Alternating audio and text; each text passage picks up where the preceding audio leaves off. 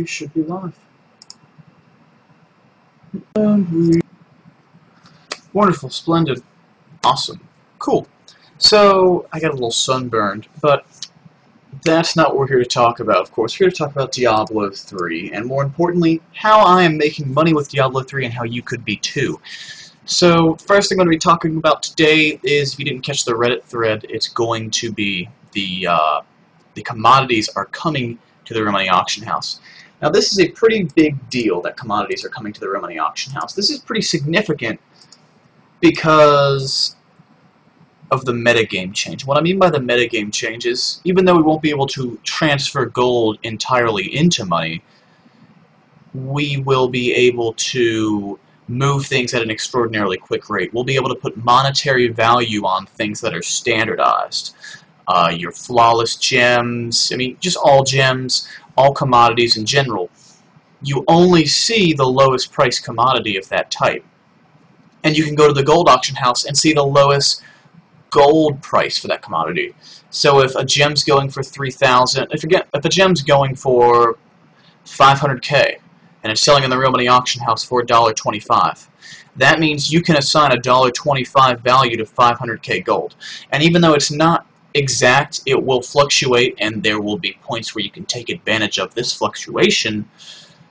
It creates a really fast-selling system where things have a finite and determined and established value, where we can say, that's a good deal, that's a bad deal. We can immediately determine how much gold is or should be worth in real money, which is very nice. It also makes it so the gambling aspect of it, in the fun metagame of it, I can immediately buy these gems and flip them for real money is there. Things will sell quickly.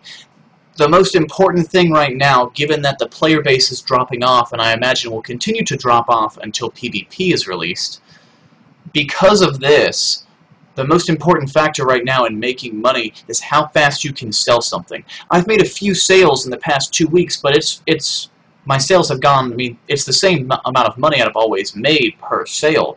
Maybe a little more in some cases. In fact, I've sold a few decent-sized sales. But I've only made like half a dozen sales.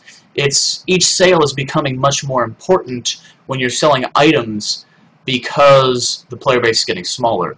So the speed at which you can sell an item is quickly becoming the most important factor in making money. So by using the commodity auction house, as long as commodities have a minimum price for selling things, for instance, if it's $1.25 to buy a single flawless square whatever, I mean that's pretty sweet if somebody actually buys it. I mean that's a lot of money, and you can liquidate things really quickly.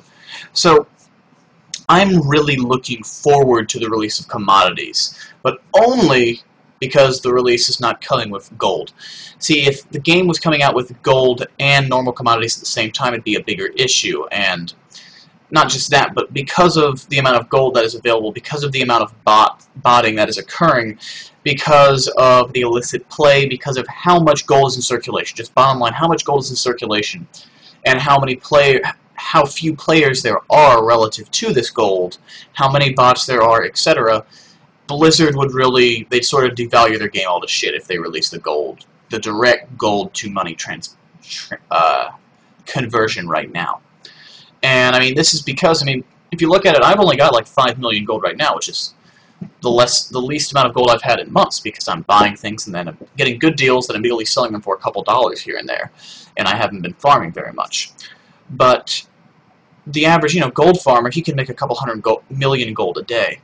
And that makes someone like you and me, someone that can only make 10 or 20 million on an incredibly good day.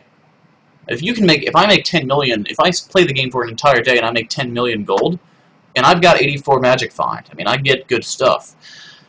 If I play the game all day and I make 10 million, that is an insanely good day for you. And someone that has 100 accounts with a lot of gold find, just killing things all day, is much more likely to make money than I am.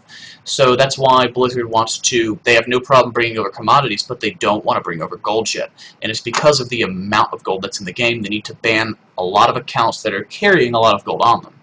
And I don't know how they're doing this, but I speculate that they're going to find something along the lines of an algorithm that will detect how much gold a character has, see how much gold that character has, and go, time to watch him. watched them for a little bit, gone.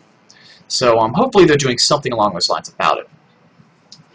So I'm going to turn my cell phone off, and I am deeply sorry for that.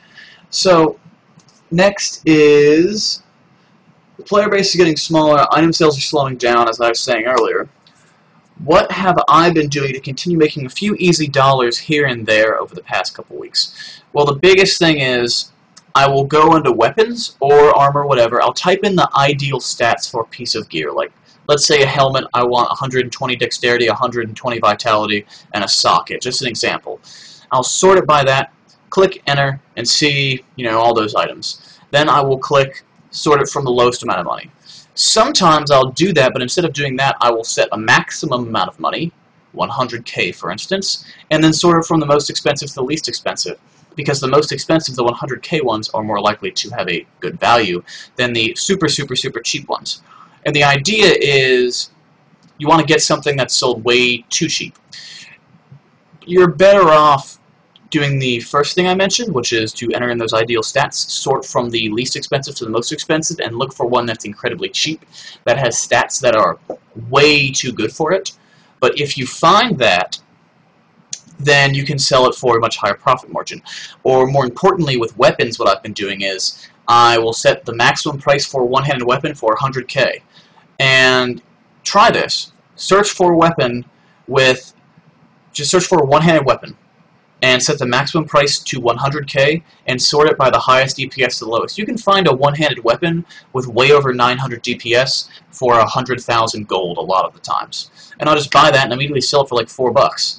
So it's not that simple. It does take some time to sell these items because, like I said, the player base is much smaller because people are getting bored with the game because replayability is our biggest issue, and endgame content is another issue. Endgame content sort of goes hand in hand with replayability. PvP, like I said, I think we're all hoping it will solve a lot of these problems, but that's sort of all I have for you today. I'm sorry, but those are the two biggest things I wanted to talk about. Let me just make sure I didn't miss anything. Oh, one more thing about the commodities coming to the real money auction house. We all remember how overpriced everything was on the real money auction house when the real money auction house originally came out. So please keep this in mind when commodities come out. Things are going to cost way more than they should. Things will sell. Things will sell for a lot. People will buy things. Things that you want to stock up on might include recipes, gems, anything that is an expensive commodity, you're going to want to pile on. You're going to want to get a lot of them in the bank so that you can immediately flip them for real money when the commodities come. I believe they will be coming this Tuesday. I am not sure. I'm not positive. I don't believe even Blizzard has stated that yet. And again, gold will not be coming with them. So I would invest in some commodities, at least a reasonable portion of your gold into commodities with the hopes of flipping them for real money. And as always, make sure you select PayPal rather than Blizzard Balance, because that shit is useless. So anyway, thank you for watching. This has been Evil Money episode number 4. This VOD is going to be sent to YouTube for those of you that are watching live right now. And if you're watching live right now, I'll be online again in around 20 minutes to do or rather just to stream Dota. I'm going to be streaming Dota 2. I have a Dota 2 beta key. I have a spare one that I'm going to be loaning to a friend. So we might be doing some team matches. I've been training for Dota 2 a lot lately. I played Dota 1 for years and years and years and quit in 2009. So it's fun to get back into. But anyway, not related to the show. Thank you for watching. I'll see you next time. And if you like my videos, please subscribe on YouTube. Follow me on Twitter at MacX10, etc., etc. And bye-bye.